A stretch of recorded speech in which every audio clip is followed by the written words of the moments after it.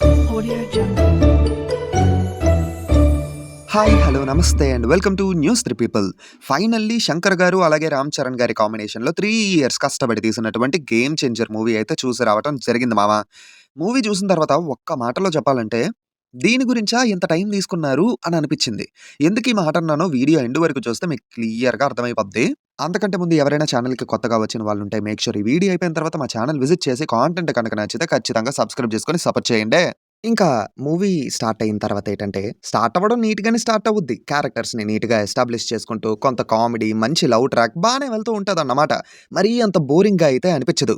First హాఫ్‌లోని 'dope' song on screen మీద చూడడానికి చాలా బాగుంటది.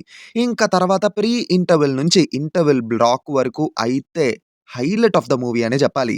అద్దిరిపోద్ది టోటల్ సీక్వెన్స్ కూడా. ఫ్యాన్స్‌కైతే ఒక రకమైన హై ఒస్తదన్నమాట ఆ సీక్వెన్స్ చూసేటప్పుడు. ఓకే అనుకున్న ఫస్ట్ హాఫ్‌కి ఊపిచ్చింది మాత్రం ఆ ఇంటర్వెల్ సీక్వెన్స్ అనే చెప్పాలి. ఈ మాత్రం ఉంటే చాలురా బాబు సెకండ్ హాఫ్ కుమ్మేస్తాది అని అనుకుంటే, సెకండ్ హాఫ్ స్టార్ట్ అవుద్ది మామ. ఫ్లాష్ బ్యాక్ వరకు ఓకేగానే వెళ్తుంది. కానీ స్లోగా బోర్ కొట్టడం స్టార్ట్ అవుద్ది. ఎంగేజింగ్‌గా అనిపించే సీన్స్ ఉండవు. లెంగ్తీ ఫీల్ ఇస్తూ ఉంటుంది. రామ్ చరణ్ గారు అండ్ ఎస్‌జే సూర్య గారి మధ్య ఫేస్ ఆఫ్ సీన్స్ స్ట్రాంగ్‌గా ఉంటాయనుకుంటే, ఒక్క సీన్ కూడా సరిగ్గా వర్క్ అవ్వలేదు. అలా ఒక ఇంపాక్ట్‌ఫుల్ ఫస్ట్ హాఫ్ చూసిన తర్వాత, ఇంపాక్టే లేని సెకండ్ హాఫ్ చూసాక, సరే ఏదో అలా ఉంది అన్న ఫీల్‌తోని థియేటర్ నుంచి బయటకి రావాల్సొచ్చింది.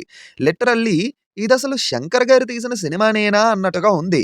ఆయన మార్క్ కేవలం రిచ్ విజువల్స్, ఆ సాంగ్స్‌లో తప్ప ఇంకెక్కడ సరిగ్గా కనిపించలేదు. ఈవెన్ ఎమోషన్స్ కూడా మరీ అంత గొప్పగా ఏం వర్క్ అవ్వవు. ఏదో ఓకే అన్నట్టుగానే అనిపిచ్చాయి. లిటరల్లీ మూవీ అయిపోయిన తర్వాతయితే దీని కోసమా ఇంత టైం తీసుకున్నారు అని అనిపిచ్చింది మామ. మూవీలో పాజిటివ్స్ ఏంటంటే ఏ మాటకి ఆ మాట రామ్ చరణ్ గారు ఇరగదీసేశారు. ప్రాణం పెట్టారనుకోండి పాత్రల కోసం. లుక్స్ కూడా చాలా బాగున్నాయన్నమాట. ఇంకా ఎస్‌జే సూర్య గారైతే కుమ్మేశారు. వన్స్ అగైన్ హీ ప్రూవ్డ్ ఆయనకి ఏ రోల్ ఇచ్చినా దానికి ఆయన ఈజీగా న్యాయం చెయ్యగలరు అని. కేవలం వీళ్ళ పెర్ఫార్మన్స్ వల్లే మూవీ ఎండ్ వరకు అయినా చూడగలిగాము. సాంగ్స్ అండ్ విజువల్స్ బాగున్నాయి. 'దిల్ రాజు' గారైతే అస్సలు తగ్గకుండా సినిమా కోసం గట్టిగా ఖర్చు పెట్టారు. First half and interval block వరకు బాగానే ఉంటది.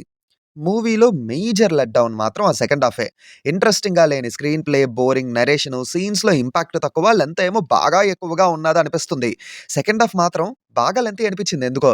మేబీ సీన్స్ అంతా ఎంగేజింగ్‌గా అనిపించకపోవడం వల్లో ఏమో, కొంచెం బోరింగ్‌గా అనిపించడం వల్ల లెంతీ ఫీలొచ్చింది. ఇంకా హైలైట్ ఏంటంటే, 'నానా హైరానా' అని జెప్పి ఒక మంచి సాంగ్ రిలీజ్ చేశారు కదా! అదసలు సినిమాలోనే లేదు.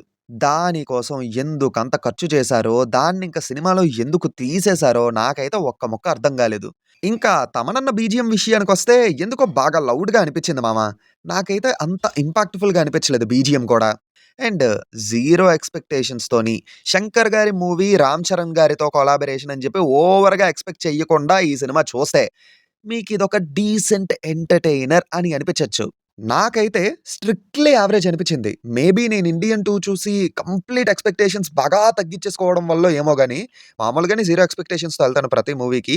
దానికి తోడు దీనికి కూడా పూర్తిగా ఎక్స్‌పెక్టేషన్స్ తగ్గించుకొని వెళ్ళడం వల్లో ఏమో వెరీ స్ట్రిక్ట్‌లీ యావరేజ్ అనిపిచ్చింది. సో, మన 'న్యూస్ 3 పీపుల్' వెర్షన్‌లో చెప్పాలంటే it was N yellow signal.